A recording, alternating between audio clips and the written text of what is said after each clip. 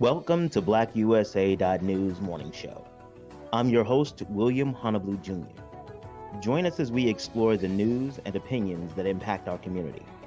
We break down how the major stories have a very personal, local, and racial impact. No topic is off limits, but even if the conversation gets rough, we're always going to keep it real. Greetings and salutations, all my people out there in internet land. I am William Honolulu Jr., and I have the privilege and honor of serving as the host of the Black USA News Morning Show. Welcome to this Thursday, March 17th, 2022, the 17th day of Women's History Month and St. Patrick's Day. As always, big shout out to the super producer, Crazy Horse Morgan, with whom this does not work. Also, a big shout out to our assistant producer, Brandy Raymar. Whoop, whoop! I want to say a big shout out. Again, when you got a team that holds you down, anything is possible. So I want to say big ups to them. We're going to do something a little bit different for our month of women because we listen to what you guys say. Some of you have said, let's try to put together a show of shows. So what we did is that we took some of the best bits from some of the month of Black women that we've had so far, and we're going to share them with you. But for those of you all who are new, I'm going to tell you a little bit about what our month of Black women.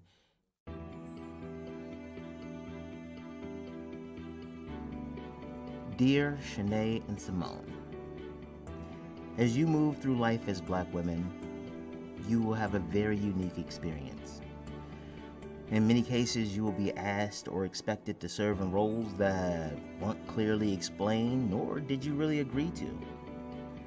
Over the course of my life, I have met some amazing women who have navigated some of the spaces that you will encounter. I want my village to share with you their stories of trials and successes to help provide a foundation to understand your power to choose the woman that you will become and the strength that you can find in your sisters. This series of shows is my gift to you. The women you will hear from are phenomenal. They come from different backgrounds and have chosen different paths for their lives. Each represents a facet of the Black woman experience. Some of the stories may not align with your journey directly, but those stories are even more important. By listening closely, you can learn about uncommon experiences and find ways to support your sisters along your shared journey. I love you all so much, and I hope to see you soon.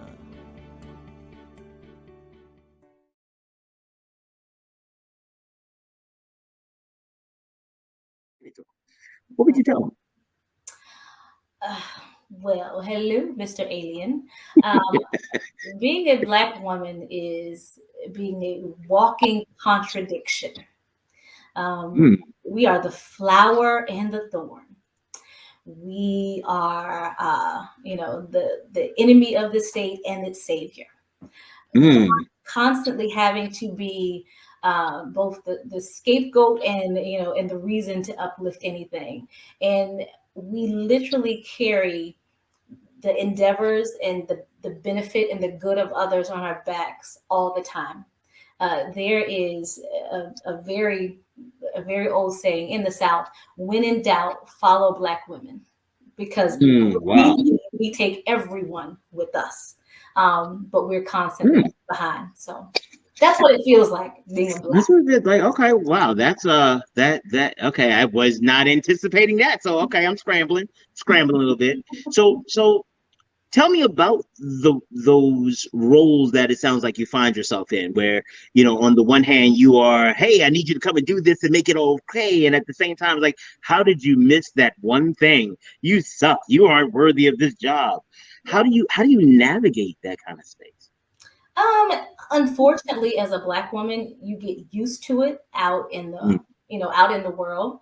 But when Black women gather together, it's a safe space for us. So we find each other to lift each other up. It's not at all something odd for Black women to be out in public spaces and to just publicly praise each other for their outfit, their hair, or anything, because we all know that we all need it. So it's a common practice, and that's kind of, I think, where we find our strength. There's always, the group and the nestling into Black men who comfort us and cover us, but that's not always the case. We do really tend to lend that help to each other, in spite of whatever angry Black woman depiction there is. It's not the actual case. In most cases we're pretty uplifting of each other, and so I think that is really what helps sustain us. We've built a network of our own, a sisterhood of our own. It is sometimes even unspoken. It is not, there's nothing, there's nothing like being the only other Black woman in a place and having a nod and knowing that now we're in this room together. It feels very, very comforting in those spaces when we find each other, when we see each other. And I think that's how we navigate it. I think we understand what it's going to be, how we're depicted in the larger world, and we figure out a way to navigate it, and usually to our benefit. Because we truly can go places that Black men cannot go, because even though we're angry, they're still more terrified of Black men for whatever reason. So when we go, again, we take Black men with us. Themselves in, we have to shapeshift all the time, because we have to constantly be something to someone else at all times, and we do find ourselves falling short of being something to ourselves a lot. So again, it's really good for us to lift each other up in those spaces so that we can remind each other that we can take a break, we can take a rest, because no matter how much corporate America or society says bring your whole self, they do not want please add family and intimate relationship partners. Yeah, everyone. We're gonna talk about it. Oh, so okay, so the rule on the show is different than our rule as friends, because on the show we don't keep it 100 here, we keep it 85. 15% they don't need to know about. So, but we do talk about real stuff, because these are things that my goddaughters are going to face. Now, I've heard a lot of Black women in situations where I had one friend who's like, well, I got to do this, I got to do that. And I was like, why? Well, because my kids need this or that. And I'm like, yeah, but they knew it. They engaged in this behavior. These are the consequences, but somehow the expectation is still that you're going to come and find a way to magically clean it up. I mean, I know that you have worked with enough people, and I have seen this, and not necessarily in your family, but I have seen this in the community. I've seen this where they're like, oh, Stephanie, yeah, blah, blah, blah. She's so right. She's so smart. We're not going to listen to her. But Stephanie, could you do me a favor? Oh, man, I remember you told me that, but I forgot. So can you help me now that I've made a mess of this whole thing, clean it up and make it. And then if you don't clean it up well, it's like, oh, wow. Thanks, Stephanie. You couldn't get it all the way right. So, but how does that work? Like, why? Because from a guy's perspective, it's like, oh, to hell with you then. Like, congratulations, you want something. You're not going to get it. Amen, move on. Yeah. But that's not what my female friends say. They have to. Well, I have to? It's my family. It's my children. It's my mother. It's my husband. Like, how do you navigate that? Yeah, it doesn't work. And it takes a lot of just self-evaluation to be able to detach from that requirement for yourself. I have found it a little easier than a lot of other Black women, because I can say, your lack of planning is not my problem, in the most polite way. And I certainly try to prepare people as best I can, but I have, decided to not waste energy and time on people who will not listen or will not comply based on experience. But that takes a lot of learning. It takes a lot of evaluation. That is like practiced behavior, intentional behavior, because Black women do not do that easily. That is for sure. So let's talk about how you develop these kind of boundaries. Amma Brown, she was on the show a few weeks ago, and one of the things she said, which I thought was magical, she was like, boundaries are sacred. Yep. And they have to be treated as sacred. And that was taught, because for me, as I was being told those very same things, find a man when you get to FAMU. that was the goal. That was the goal. I should go. Wait. So we're gonna draw some lines right here, because see, this is the cool part about me knowing some of the other story. Okay, so if I remember the story correctly, while you did have that pressure to find a man and all of those things, if I remember, you had a very strong, like, girl, you don't need no man in some of the women who are closest to you. Or am I mixing your story up with somebody else? No, I did. I had that.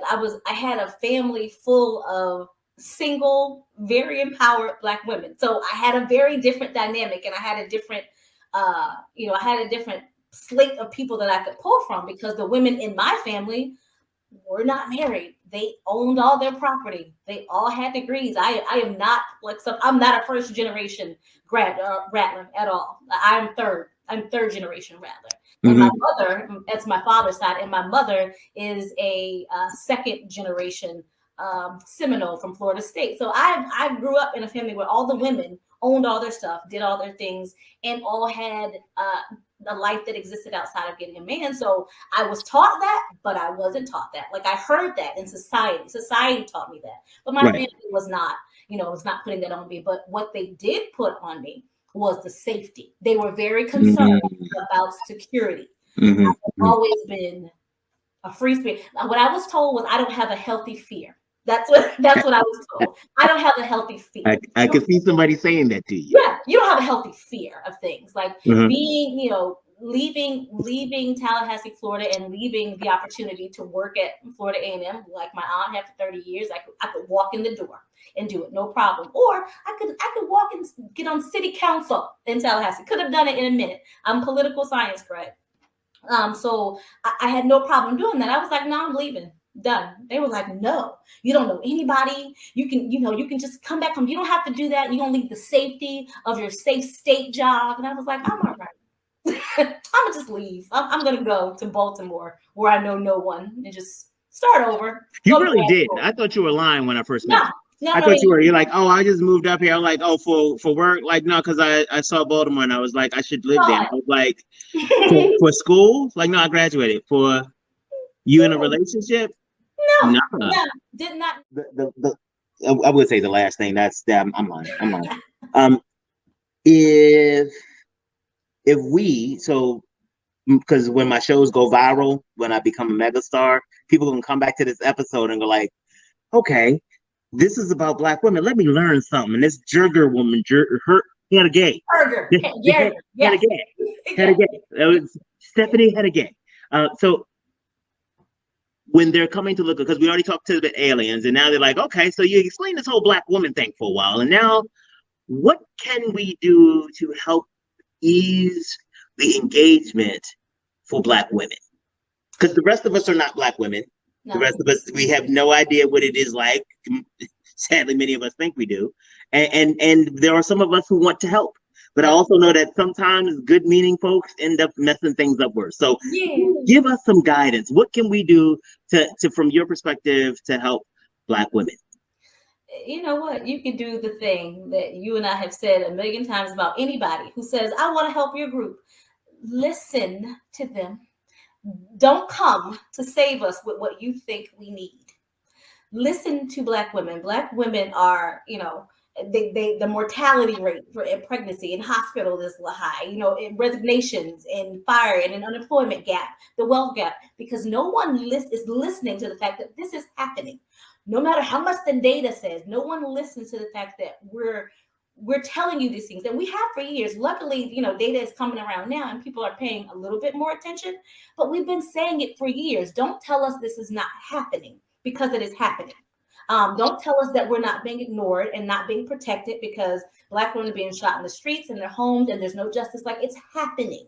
Yes. Listen to us when we tell you what we need, because we're in it. We are there. And don't get so bogged down in the cultural passions of women, where that anytime our voice escalates to this level, we're angry. It is simple passion, because no one does that when Nancy Pelosi does it. No one does it. No, it's passion then. But for us, or all of Trump, like in any part of that, and any white man, period. But listen to us when we tell you we need safe spaces, because we feel like we don't. And I'm telling you, that's why, again, we create them for each other, because we understand people are not going to listen to us. We're going to be the subject of, even if we're the victim, we're going to be the criminal. Even if we're, the protagonist, we're gonna be the antagonist. And it's that walking contradiction, and it's how we've learned to function in the world. But if people truly want to help, then you listen to us. Don't try to group us together with all women, all people of color, because we're not. It's not the same. I will tell you a million times, I sympathize with any group's, mission, any group's plight, but I am not anti anything. I am pro-Black, because I understand that is a different experience. I will tell you, I can't see a lot of examples where, Asian and Latino women have run to the aid of Black people in the way that Black people run to the aid of everybody. So listen to us when we tell you, because honestly, if you lift us up, everyone will elevate. It will, because we truly carry the burdens of everyone with us. But no one seems to listen to what our plight is. So that would be my advice. Just listen to what we say. Believe us. Believe us when we tell you we're in pain. Believe us when we tell you we're tired. Believe us when we tell you that we're doing everything we possibly can to say we can't do it and feed our children. Believe us when we tell you that, we don't understand what's happening in our house and in our heads, and there's something wrong with us. We can't put it out. Don't just give us a pill. Don't just diagnose them with something. Listen to them. Because I think it's there's a gambit. There's a wide array of places where Black women lack real support. They really do. And I'm a very introspective person, and that protects my mental health. But I had to build that because I felt like no one was listening to me. So I was listening to myself. No problem. I'm gonna listen to me, and that's how I built that fortitude up. But it was a process. And for people who have not been able to do that, they continue to suffer and struggle out with imposter syndrome and wealth gaps, and like challenging with their family life and their work life and their balance, because people are not listening to them. They say, oh, you got it. And I'll tell you, there's one thing I'm never going to be a proponent of, and that is a strong Black woman archetype. I don't buy into it. I am not strong. Let a man be in the room. My wrists are broke. Take care of me. I'm not, because no one comes to the aid of strong things. And we need aid. We need help and support. So no, like that archetype is built just so you can continue to break the backs of Black women. I've never heard of a strong Latino woman. Never heard of a strong Asian woman. I don't want to be one. I'm good. You can help me. You can support me. You can advocate for me. And I think that's what I would have people do. That was about it.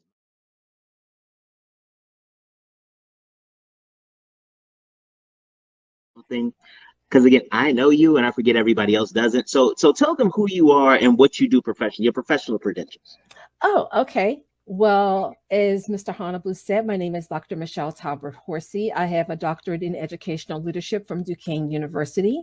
I have a master's degree in cross-cultural counseling from the University of Pittsburgh, and a Bachelor of Arts degree from what I think is the best university on the face of the planet, University of Maryland, Baltimore County. Woo-hoo! Go Dreamers! Go Dreamers! We can say that. Okay, so that's you academically. But one of the things that I also want people to understand is talk to us a little bit about your career trajectory, how you've gotten to what your role is now, and how you got there. Okay, so now I am the Director of Career Development Services Office at Harrisburg Area Community College in Central Pennsylvania. How I got there was I started off as a graduate student at the University of Pittsburgh's University Challenge for Excellence program, which was a TRIO program. Big ups to TRIO programs. I love TRIO. Just love TRIO programs. And I developed what they're currently using, or the model for what they're currently using for a university-wide retention program. That was my job.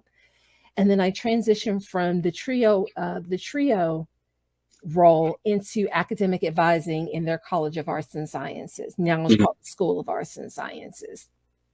And what I realized when I was working in advising was that students, although they need help with selecting their classes, the students that I was working with were something else was showing up for them. And what that something else was they could pick out their classes. They knew not to take 3 classes on Monday, Wednesdays, and Fridays from 1 to 2. We got that piece. But the question came up was, why am I taking these classes? Because I have no idea what I'm going to do with any of this stuff. And of course, that wasn't all of my students, but a great majority of them didn't really know what they wanted to do. They were just kind of sitting there at this great university, taking a bunch of classes, hoping that something would click for them. What clicked for me was I could use my counseling skills to get into career counseling. So that's what I transitioned to from academic advising, was I got into career counseling, and I was their pre-law advisor at the University of Pittsburgh for a few years. I also worked with the College of Arts and Sciences. I still do some work for the TRIO program as well, really helping students to figure out their why. Why am I here? What do I want to do next? And helping them to make those connections. From there, I work with undergraduate students in the College of Arts and Sciences. And then from there, I also work with undergraduate students that were in the College of General Studies. The College of General Studies was our college for more like adult students. Okay. It's kind of like a community college flavor to evening classes, that kind of type of thing? No. Oh, okay. We just happen to have a lot of adult students. Non-traditional. Non-traditional students. Non-traditional. Gotcha. We're in that college. So I work with those students. And then there, I was able to develop curriculum for internships. I developed my own career course, specifically around the needs of non-traditional students. I developed a career services sort of boot camp for non-traditional students as well. And from there, I transitioned from a 4-year institution to a 2-year institution, primarily because I wanted a leadership, a more prominent leadership opportunity. And I was able to work with the Community College of Allegheny County as Director of Job Placement and Career Services there. Having me. Oh, absolutely. How are you doing? I am doing fantastic. Whoop, whoop. So let's you kind of know the setup of the show. I want to make sure that my goddaughter's hear about what it's like to be a Black woman. So the way I started off yesterday with Jurger, I asked her, I said, okay, imagine if aliens came to Earth and they say, hey, we're trying to understand how all of you people work out, how everything works. And Michelle, Dr. Talbot Horsey, explain to us what it means to be a Black woman in 2022. How would you answer that? Let me paint a picture. I would say it's almost like the statue of Lady Justice holding the scales, trying to keep everything balanced. It's having lots of balls in the air and making sure nothing falls and everything gets equal attention. It is having to wear 2 masks, one that you wear professionally and one that you wear when you're home with your family. And it's making sure that you're trying to keep that level of authenticity with both things. It sounds like it's always like this tightrope that you're on. Is that a safe way to say, like, you're trying to be these things in all of these different roles? You're trying to be everything to everyone all the time. How do you balance that? It sounds exhausting. It is exhausting. How I balance that is looking at what I put first in my life, how I prioritize. And for me, I prioritize my family above all else. My personal relationships come first. Making sure that my child has what he needs to be successful comes first. My professional aspirations I put on the back burner sometimes to make sure that my family is successful. So in the order of things and all of the things that you listed that you reserve and how you invest your time and make your decisions, I noticed very conspicuously you weren't in that list. How do you balance your needs in addition, because I mean your family, because it's not just your nuclear family, it's the nuclear family you came from, an extended family, your personal relationships, and working and making sure your child has what he needs to be successful. What does that leave for you? To be completely transparent, that is something that I haven't started to address until this month. Wow. Okay. Was actually taking a look at what I'm doing for myself, and not only what I'm doing for myself, how I'm showing up. Because what I realized was if I didn't take care of myself, I wasn't showing up authentically at work, and I wasn't showing up authentically for my family. Because Michelle was nowhere in the mix. Okay. So what got you to start looking at taking care of yourself differently? Because it still sounds like it's motivated and understanding that you can't continue the roles of caregiver that you have or friend or what have you without taking some for reserving something for yourself. So even in your self-care, it is still focused externally. So what had me thinking about that was this feeling of I'm doing too much for everyone else. And thinking about my own professional aspirations and thinking about what my next steps were going to be and how I was going to show up and in those next steps had me a little concerned because I wasn't thinking about that stuff. I was thinking about how to make everyone else around me successful. I subscribe to servant leadership. And in servant leadership, one of the things that we don't stress enough is how to self-care, because we're so focused on making sure that everyone else is okay. At least in my view. Okay. I think that is one of the things that happens a lot of times, and even in the conversations that I've had in the last couple of days on the show, that's come up a lot about this idea that Black women are raised to invest in others. They are groomed to focus on their children, especially like those family relationships. How old is your son? He's 16. 16. So as he started growing and getting older, and the recognition that his life is going to be changing as well, and his needs changing, it's kind of aligned with this idea that you need to start reserving some more things for yourself. So what kind of things have you started doing?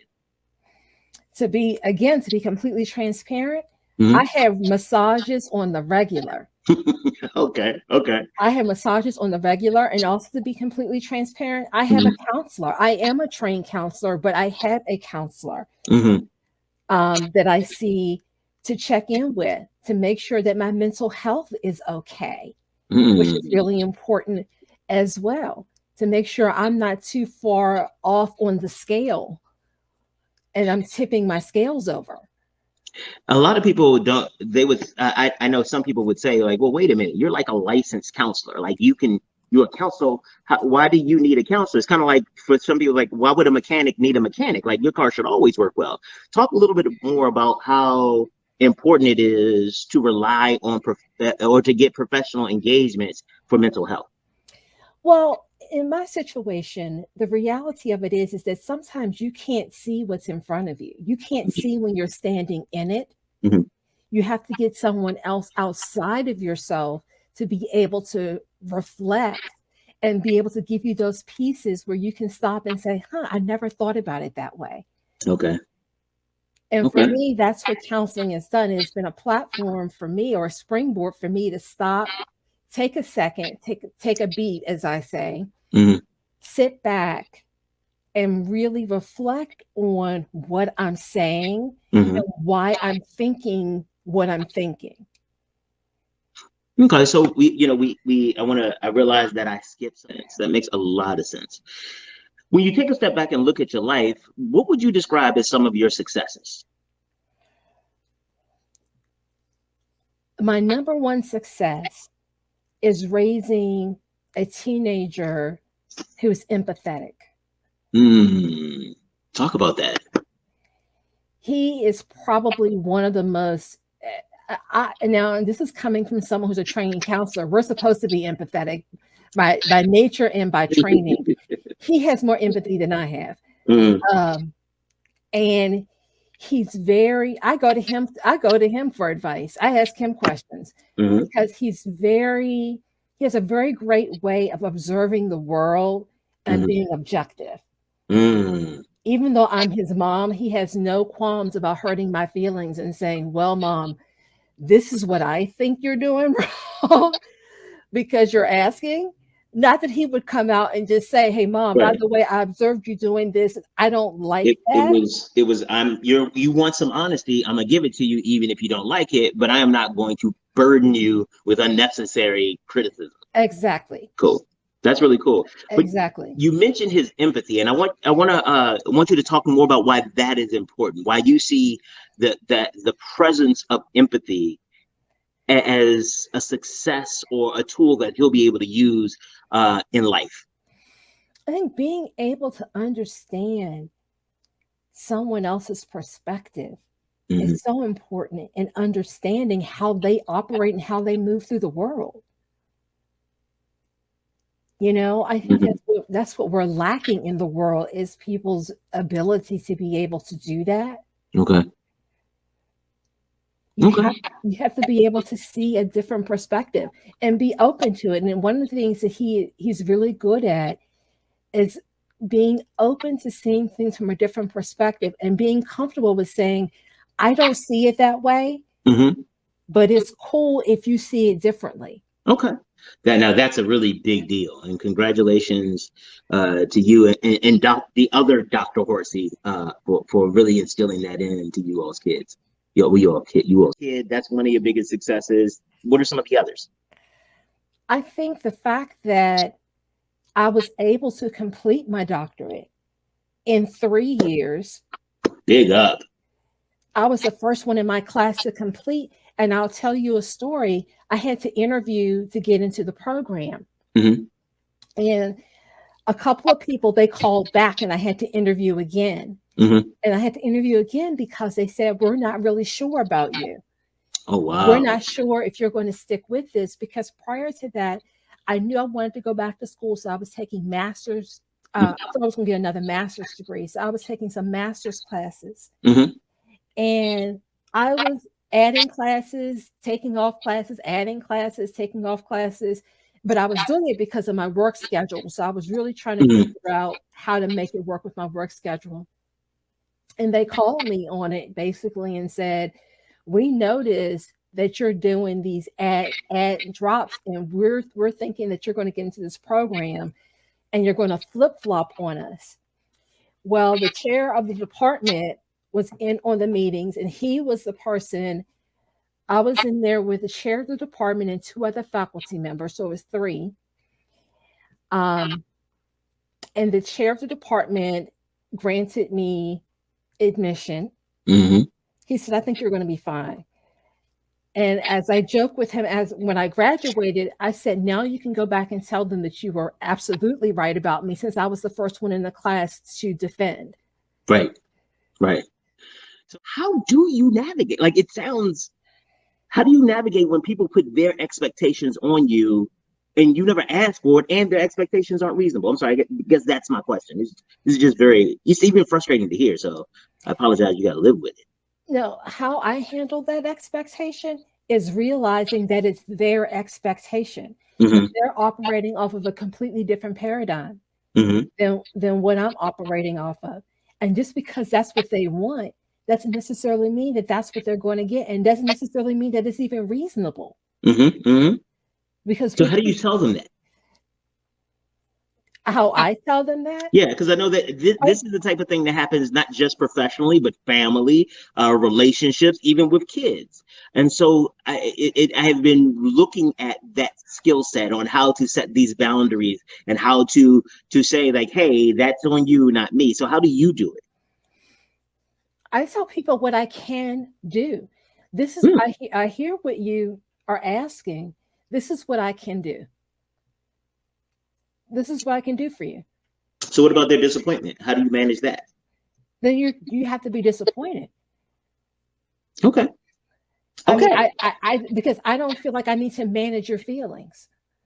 But Do you find that that is an expectation that goes along with being a Black woman? You heard, because I hear people tell Black women all the time that they make them uncomfortable. You're like yelling, it makes me uncomfortable. Everything about, not everything, but things about Black women just make other people uncomfortable. And it seems like it is your responsibility to shoulder the burden of everybody around you comfort. And it sounds like you're just like, I'm not doing that. Is that accurate? Let me share a story with you that is accurate.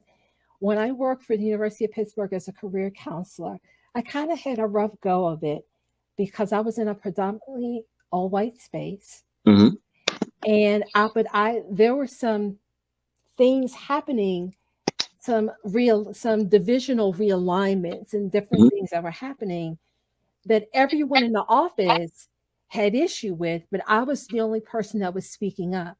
But I got pinned as the angry Black woman. Causing problems. Yes. And so I had to have conversations with my supervisors explaining to them, how is it to the ironic nature of having people go to them and say, well, Michelle said X, Y, and Z. And I had to say, well, why is it that people claim they're having such a problem with me, yet 2 weeks ago or a week before, 2 days before, whatever it was, they're sharing with me the wallpaper they just put up in their master bedroom. So clearly I can't be that difficult. Horrible a person, right? I can't be that angry or that scary. They were painting me as like I'm just this scary person. What I learned from that is I learned to still be my authentic self. But I did learn that in certain spaces, I have to be a little bit more mindful of how I presented my arguments.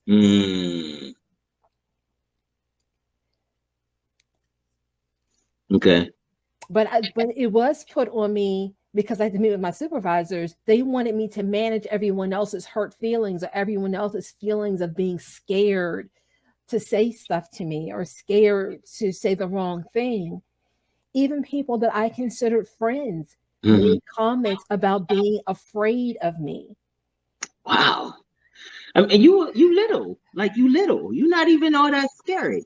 Now, I will say you are direct. Do you think that the directness and you don't take no bullshit? Like if somebody's gonna say something to you that doesn't make sense, you're gonna call them on it's like that doesn't make sense. Was that the kind of stuff they were talking about, or were you a different person at work? No, that was the stuff that I was very upfront. I wasn't hiding behind anything. At the time, we had a new dean of students that happened to be an African-American woman. And I think there was some feeling there that somehow she was automatically going to take my side because I too am African-American. Wow. So, okay, so now you brought up something else. I'm glad we got a little bit of time here. How does it work as a Black woman? So, okay, so now you brought up something else. I'm glad we got a little bit of time here. How does it work as a Black woman when especially in predominantly white spaces, when another Black person shows up? What does that look like? What does that feel like? Sometimes it feels like, yay, I have a partner in this. Maybe they're seeing what I'm seeing. However, sometimes it could be a situation where their mask is so firmly to their faces that double consciousness that W.E. Du Bois talks about, that mask is so firmly in place that they don't let it slip for anyone, not even someone who shares maybe a similar ethnic and racial heritage as they have. And I say that because what I mean by that is that they don't offer any kind of camaraderie or support. They go the opposite way. Instead of offering support to the other African-American person there, they run in the opposite direction because they don't want to be seen as playing favorites or creating cliques especially if it's a person who's in a higher level position. Mm-hmm. Sometimes what I have found, and I've been in positions where African American women have been my superiors. I've had situations where they have not helped career wise, or even though they were in positions to help career wise, they did not. They were harder on the African American people in the office than non-African American people because they wanted to prove a point that they weren't playing favorites. Right. I'm going to show you how equal I can be by being harder on somebody because you all think that I'm going to be easier on them, which actually is just discrimination for another reason. Mm-hmm. One of the things that you talked about was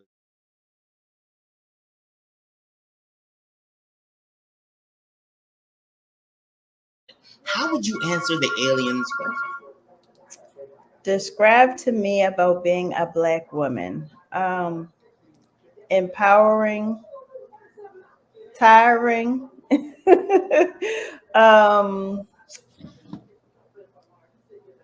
but something that only a Black woman could understand, if that makes sense. Okay, is it like it's such a the being is something that only a Black woman could understand. Okay. So is it like your experiences are unique enough that there needs to be someone with a similar experience who can even understand what's going on? Oh, definitely. Okay. You know, as I was sharing with you, with my Empowered Women in Business International organization, we actually started that organization because we wanted to create a network of women together, a sisterhood of women who would come together and be able to understand each other's issues as well as celebrate each other's successes, because you know it's you find it it's difficult sometimes to actually find someone that is able to celebrate each other's issues, celebrate each other's successes at sometimes. Yes. So you heard the phone ringing. It was the young lady coming to pick up food because we do a food pantry out of Empowered to Stand Health Services, because we want to be able to be a blessing to the community. So I didn't want her to leave. Absolutely. Or couldn't find us. So yes, to the fact that I started out working with youth. Empowering Minds of Maryland's youth, because of me being bullied as a child. And as close as my mom and I were, I still didn't feel comfortable with sharing that with her. So going through that ordeal, it affected my self-esteem. And just understanding how not only it affected my self-esteem, but it also had an effect on me wanting to attend school and me wanting to even get good grades in school, because I had that low self-esteem. So when you have that, sometimes things, you think about things differently and you prioritize things differently. And once I got old enough, once I got in high school, it changed. Something like clicked, and it was like, wait a minute, you're beautiful. Wait a minute, you're powerful. So I started standing up to bullies for other people who were being bullied. And then when I, of course, graduated, my teacher sent home a book to me. And in the book, she wrote that I was destined to work with children. And I was like, no, I'm not. I'm not working with no kids. You don't make money as a daycare provider. And so just going through life, I started this mentoring group, Grassroots. And as I started the mentoring group, I said, God kept coming to me in his dream, in my dream, telling me, like, this is what you're going to do. This is what you're going to talk about. And I was like, no, I don't even want to stand in front of people, let alone in front of So long story short, I started the nonprofit. The second part of that was growing up with my mom and my brother. we always was doing volunteer work, always volunteer work. So it's almost like second nature to me. Like if I just don't understand why people see someone in need and feel and don't want to help. That doesn't register with me. So as you can tell, in all three of my organizations, it starts with empowering, empower, because that's a big part of something about who I am and how I was raised. And just watching my mom always give, sometimes when she didn't have to give to help somebody else. And because of that, I am who I am now, the woman who wants to always give back. So one of the things that you I really appreciate you sharing, because it is this commonality among Black women. It's like you talked about being isolated and bullied and not having people there to help support your self-esteem, and you turned around and in an effort to heal yourself, you created opportunities to heal others. And I also want the audience to really anchor in on the fact that you didn't start your fighting back on your own behalf. It was you started fighting. You started standing up to bullies. Yes, Exactly. But you see what I'm saying? But that is I think, I think it's a combination. This is my opinion, between nurture and nature for Black women. But I think some of those lessons, and I want your feedback on this, some of those lessons are the same ones that keep Black women under other people's boot. This idea that your engagement and your support to somebody else is your value means that a lot of times people don't value you unless, at least what I've seen, they don't value you unless you're doing something for them. You don't have, it's like they don't treat you like you have value by yourself. Is that not part of your experience? Oh, you hit the nail on the head 100%. Unfortunately, not only if you're not doing something for them, or if you're not in a certain group, or if you're not a politician, or if you're not an well-known person, then it's sort of like, maybe I'll help, maybe I won't. Sometimes people come to me and ask for help after the fact, and they're like, I see that you're doing such great work. And I'm like, really? I didn't even think you noticed, because when you had the opportunity to help support, you don't. But now that you need my help, then you're coming. So of course we're going to always help. We help everyone. We never turn anyone away. But it's sad how we as a society, like I said, when you see that someone is in need, we don't feel that need for them. Because could you imagine us creating like this Black Wall Street? When there's a need, we take care of it. We feel that need immediately. So I agree, but I think what happens is that we do that naturally until when we are just being normal Black people. And the example I use all the time is the cookout. Nobody in the family got enough money. Everybody been hungry a couple times this week, but that cookout pool or that birthday party, lit. And everybody's full, like taking plates home and everything when everybody's broke. It's because we didn't spend money. It wasn't like, well, how much did you spend on your potato salad? But versus how much did I spend on my greens? And you got to bring this much. It's not that. It's all just love. But when we move away from just being love, just being Black people loving each other, to commodities, to money, to power. Because my opinion is the capitalist society that you're talking about, that's based on your position, your money, your power, that's not for us. We have excelled in it. Don't get it twisted. But that's not love. That's not a cookout. Right. That's when we put on our mask and like, yes, how much is the income going to be on this and that? And the other side is when we get home, it's like, oh, what's up, Nicole? How you doing? It's like we don't get to be that relaxed person. And my experience has been, especially Black women, because even at the cookout, you got to make sure everybody ate. Yes. Before you eat. Right. How you and the expectation is how Nicole gonna sit down and eat her plate when her husband and her kids haven't eaten yet? What kind of woman is she? A hungry one. Nobody said but it's crazy because we don't even see it that way. When you have something, you make sure not only your husband, your children, but then your friends, family, like everybody else is taken care of. And then, and so that's one of the reasons why I always promote self-care so much because of that whole self-esteem factor, and because of the importance of us as a Black woman and all the hats that we wear. You have to take that time out for self-care if you want to be around, to continue to help take care of your loved ones. It's almost like when you ride on the airplane and they tell you have to put that mask on yourself first. I love that example. I love that. I'm sorry. I love that example. That is go ahead. I'm sorry. It's the best example because you're no good to that to whoever you're trying to put that mask on if you're suffocating yourself.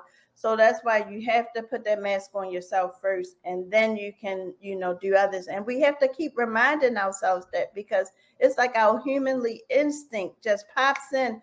And I think even outside of Black mother, just women period is automatically like that, but Black women is something different. We're wired a little different. Nope, not wired. I got to give you pushback on that. Okay, not wired. What's the word you want to use? I don't think it's wired. I think it's you've been trained. Because I remember when I was little, literally, I remember this. I was told to get out the kitchen because I was messing stuff up, and my sister was told to stay in and clean it up. Oh, okay. And so it's training. It is, did you make sure, check on your brothers, check on your sister, or check on. You come in and help me with this. Yes. And it is this idea that gets baked in. Actually, Bill Cosby used to tell this joke. And he talked about making his wife woke him up to go make breakfast for the kids. And he went downstairs. The kid was like, still tired or whatever. The kid said, can we have chocolate cake for breakfast? And he was like, well, chocolate cake has eggs, milk, flour. It's like pancakes. And they were celebrating, and his wife came down, and she was furious and told him, get out of here, and he never had to make breakfast again. Because somebody had to be the adult. And it's like a game of chicken a lot of times. Right. It's like, all right, because I will watch my underwear stay in a corner and not right beside the hamper, and I'm okay with it. Because until I need that, it's cool for me. But you were going to sit there and look at like, just pick it up and put it in there. Chicken, you lose. But I think that's what make it fair game is the ability to have different people having different roles. That's what equals out the level playing field. Because if you don't, it's almost like, we teach our children, you want to grow up and have this type of business. You want to be a lawyer. What do we tell them? We want to be a lawyer, a teacher, and a doctor. But guess what? We need engineers. We need entrepreneurs. Plumbers.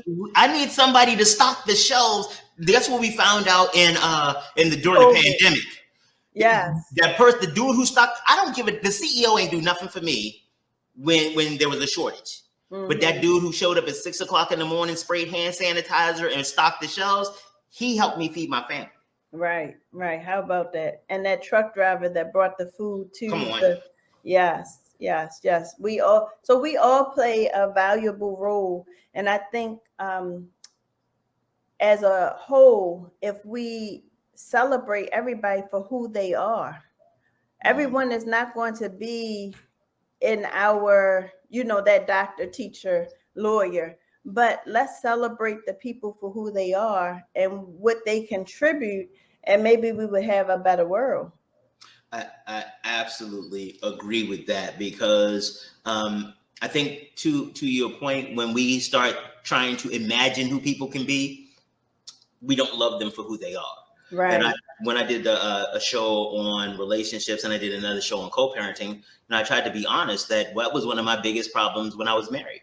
It's like I knew what our family should look like, how many pictures we should have, and where our social standing should be, that I was so focused, and they weren't with it. And I was like, what's wrong with you? Think about that. Like, what's wrong with you? Because the story in my head, y'all not trying to live with. But I find that happens on Black women all the time. And what one woman said it best. She said, we're expected to work like we don't have kids and raise families like we don't work.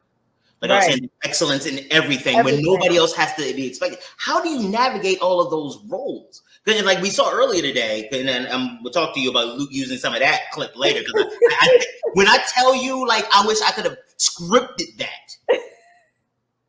Yeah, like, the whole time we told before, they might not even know what we're talking about. They might not even see what we're talking about, but we're going to talk about that later. Yeah. But how do you navigate through all that? You know, I'm not going to say it's easy, but I'm going to say, but God, you know, and for me, I start my day very early. I just started, you know, really investing in my health by starting to work out. So the first thing I do before I even get up is I read my Bible and pray. Mm-hmm. I get up, get ready to go exercise 5 days a week. I come back, shower, and get ready for work. And in the midst of that, my daughter has come and let me know she's leaving to go to college. And then she'll let me know that, you know, she's gotten back. My husband lets me know when he's leaving for work. I make sure that he has everything that he needs. Do we, you know, so we wear so many hats, and I guess I don't have to script out my life because so many other people understand that grind. And the only thing I can think of that keeps me going are a couple of things. One, I do what I'm passionate about. You know, I have a quote: being fulfilled is finding your passion, leading it to your purpose, and walking it out in your pumps. And, you know, we as women, and I have a whole, you came to my conference. You did a workshop at my conference that we named Passion, Purpose, and Pumps. And, you know, I feel like it's so important for you to find something you're passionate about, because then it's not work. So when I'm up in the middle of the night doing something and my husband's looking at me like, really, that's, you know, that screen light. And I'm like, okay. You a little bit. What you doing? It's not work. I love helping others. So in all of the areas I've selected, or maybe it was ordained for me, I've always enjoyed what I do. You know, my kids, spending time with my husband and my children, that was a choice, and I love doing it. And so, you know, I'm able to pull in that role. So I try to do things that I enjoy doing, and it's not difficult. So I find time, and my friends and family have a running joke like, when I die, then I'll finally stop running. So they feel like I'm sleep when I'm dead. They say that I'm always on the go, and they know that if you invite Nicole and she says she's coming, she's going to be there. And if she's not there, you send out the search guard, the police, because something is not right. So all of the roles that I do, I always try to do it to the best of my ability. But I always make time. I just feel like with time management, you can make time for whatever's important to you. All right, so I am going to suggest my opinion that that idea is one of the ones that has been toxic to Black women. Because the reality is that there are 168 hours in a day, period. I mean, in a week, period. Period. Like, no matter how you organize it, you still going to count 1, 2, 3, 168. And what my belief is, and what I've seen, is that we use this idea to hold Black women up to a standard that doesn't actually make sense. We give you 180 hours a week, and then like, damn, she couldn't even get all that done. And that's why, for me, it's like your best is your best, and you don't have to prove that to anybody else. That there's a side of us that lives internally, and a side of us that engages the world. And unfortunately, the world brings their metrics in. Sometimes we take those metrics to evaluate ourselves internally, forgetting that we're good people if we're not paid people. That's good. That's good. That's good information. But like you said, it goes back to my training. You know, I was always trained, if I'm going to pick up this piece of trash in my, you know, if I'm going to clean up this trash in my office, then I got to make sure that I do it to the best of my ability. That's what my mom always taught us. Right. I don't care what the task is. You always do it to the best of your ability. Wait, let me see if you got this. If a task has once begun, never leave it till it's done. Be the labor, great or small. Do it right or not at all. Did they ever drop that one on you? Oh yeah. Yeah, yeah. Because you was like, wait a minute, you sound like you paraphrasing a nursery rhyme. I see you. But again, I don't know, but it's just what I've seen, especially because there was because of some of the professional work I've had to do. I've had to study people who abuse and study how they inflict trauma in order to help understand how to heal it. And one of the things that I have found about abusers is that they hold standards for their victims that can never be achieved. That's why you have these beautiful women with black eyes, like, oh, I'm just glad I'm with him because wouldn't nobody else want me anyway. These wonderful people who give so much because they have been convinced that if you can't meet this unattainable standard, you ain't worth nothing, and you just lucky to have me. And that's one of the, and I get the difference. I think I understand the difference between having a value that I do my best and being exploited to be left in place. But I always want to make sure that we distinguish that, because I don't want anybody to listen to you and be like, oh, see, he was right, because I should be able to get it done because Nicole could get it done. And he absolutely not. He was on the screen looking at her. I just want to be like her. Listen, it depends on the person, the individual, and what they have. Say that again. Say that again. It depends on the person. Everybody is an individual. Everybody is uniquely made, and we can't, that's why I almost don't like that whole like categorizing type of thing and wanting to put this person in this category and this person in this, because we're all different and we all are special and we all have our own unique talents and abilities, and the things that work for Nicole might not work for the next woman. Exactly. But I think it's really important, and I'm again very grateful for you to you for coming on and telling the story, because what I also want people to understand is that your life may not look like theirs, but your life works for you. And that's one of the beauties of Black women, is that for every one of you all, there's a whole different life. And I think, to your point, if we could just start listening to you all individually, and not just, well, I have a Black woman friend and she says Black women like this, so you know what, all of y'all get treated like I treat, because I love her, I love how she is, and I do my best for her. So I'm gonna treat all of you all like her, or I'm gonna treat you all like my mother. Your mother wasn't a good person. What are you talking about? Like, your mother was a jerk. I'm not your mother.